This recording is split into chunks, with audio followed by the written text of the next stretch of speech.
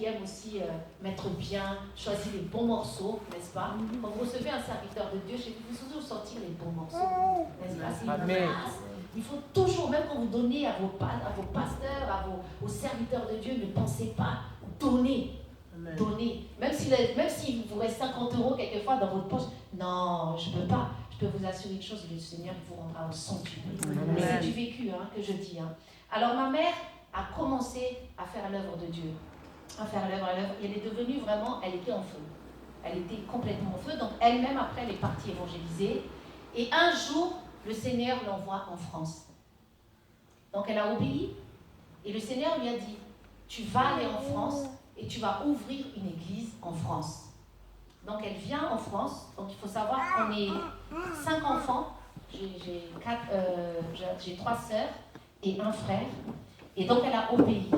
En étant arrivée ici en France, c'est ici, après quelques années après, qu'on l'a ordonné pasteur. Beaucoup de personnes ont été touchées par ma mère. Elle a fait son ministère. Il y a des gens qui sont sortis évangélistes. Il y a des gens qui sont sortis aussi pasteurs.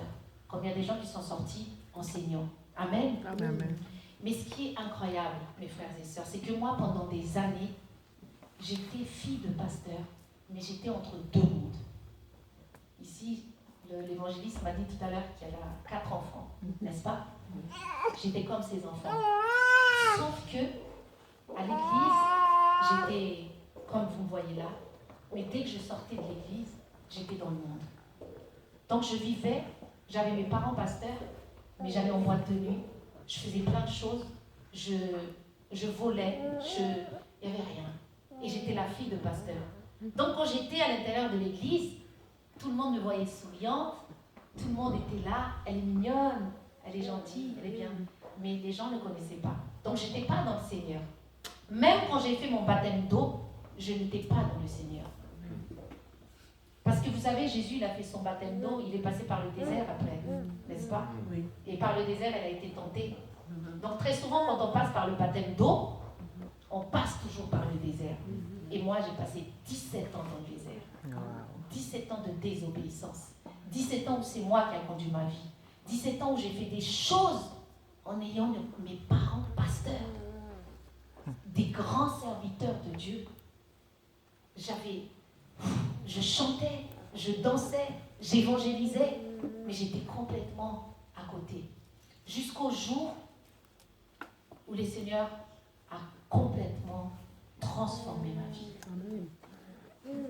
Je faisais beaucoup de choses dans l'église et j'étais beaucoup marre.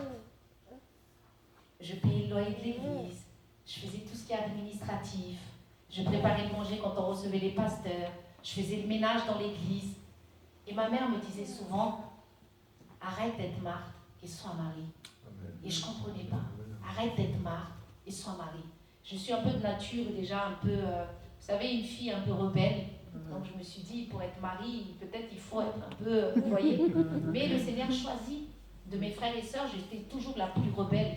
C'est plutôt moi qu'on allait chercher au commissariat, ce n'était pas mes sœurs. Donc ce n'était pas moi qu'on voyait être servante de Dieu. Et aujourd'hui, je suis la seule servante des 5. Amen. Gloire à Jésus. Amen. Donc, j'ai commencé à prier et j'ai dit, Seigneur, alors touche-moi. Révèle-toi à moi. Laisse-moi être Marie. Et ça a mis 2 ans. Mais un jour, il m'a complètement transformée. Amen. Vous savez, quand on dit il y a un avant et après, n'est-ce pas? Un né de nouveau, il doit avoir un avant et après. C'est impossible que celui qui dit je suis chrétien et hier tu étais la même chose. C'est impossible. Ma cousine qui est là, elle me connaît très bien. Elle m'a connue toute sa jeunesse. Elle sait qui je suis. J'étais une jeune femme qui était prête à me battre dans en train de faire comment on dit ça, la queue chez Zara. Elle a vécu avec moi. Je me suis battue avec une femme, avec une fille, dans un magasin Zara. Quelque chose qui m'est impossible aujourd'hui.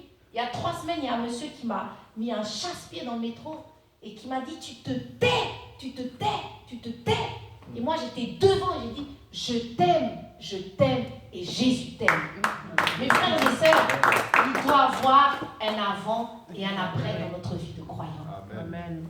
Vous savez, quand vous allez voir des gens aujourd'hui, il y a beaucoup de personnes qui sont comme ça, et vous verrez plein de chrétiens comme ça. Quand on dit, ah, vous êtes chrétien? Ah, bah oui! Ça fait 20 ans que j'ai reçu le Seigneur. Ça fait 40 ans maintenant, avec mon épouse. Je vais à l'église tous les dimanches. Et je suis très bien, je suis chrétien. Et si vous lui demandez une question, combien d'âmes as-tu gagné? Combien d'âmes as-tu gagné? Alors je reviens sur l'histoire de ma mère. Ma mère est femme de ménage, était femme de ménage toute sa vie. On n'est pas une famille riche, et pourtant, mes parents, pendant toute leur vie, ce qui est incroyable, c'est que le Seigneur les a fait voyager dans le monde entier. Et c'est incroyable. Et pourtant, mon père était agent de sécurité et ma mère femme de ménage. Mais le Seigneur a fait de grandes choses dans leur vie. Et quand j'allais dans le métro avec ma mère, quand j'étais jeune, ma mère avait toujours donc le petit papier, comme je vous le disais. Et elle allait vers les gens et elle disait, Jésus vous aime. Et chaque fois qu'elle disait ça, vous savez, moi, j'étais pas bien en moi. J'avais honte de ma mère. J'avais vraiment honte. Jusqu'à ce que, quand les gens ils me demandaient, quand j'étais dehors, parce que quand on grandit comme ça, vous savez, en France, on a beaucoup de personnes qui sont musulmans autour de nous. Donc nous, les jeunes, en vérité, surtout en période de Ramadan, ça nous arrivait même de mentir à l'école qu'on faisait le Ramadan pour ne pas aller à l'école. Ou bien quand on était à la cantine, il y a la copine ou le truc qui dit « Ah, tu manges du porc !» Et là, l'enfant, automatiquement, va dire « Non, je ne mange pas de porc. » Et va dire même des mots. Vous avez des mots de arabes pour se faire passer pour des musulmans. C'est réel, hein? C'est réel dans nos cantines et dans les écoles aujourd'hui. Donc moi, quand je prenais les métros avec ma mère, il était hors de question que je prenais le métro avec ma mère. Et quand elle disait « Jésus vous aime » à quelqu'un, la personne l'écoutait pas. « Laissez-moi tranquille, madame. » Et je la voyais pleurer comme des âmes. Pendant des années, j'ai vu ma mère comme ça.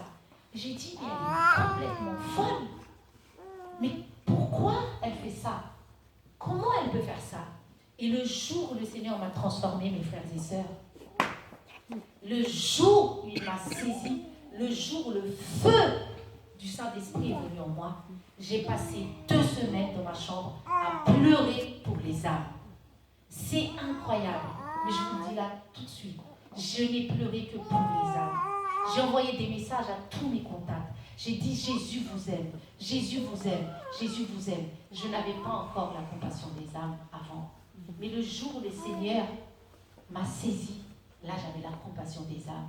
Alors ma mère, par obéissance, qui a obéi à venir en France, cette personne qui l'avait évangélisée en 79, aujourd'hui vous savez ce qui se passe. Sa fille va dans le métro tous les matins. Et j'évangélise tous les matins. Vous savez combien de personnes j'évangélise? Parce que je fais un peu le quota. Vous voyez, le métro parisien, c'est rempli. Oui. Tous les matins, à peu près, j'évangélise 1000 personnes. Amen. Amen. 1000 personnes tous les matins. Si vous comptez 1000 personnes tous les matins, comptez 1000 personnes en une semaine.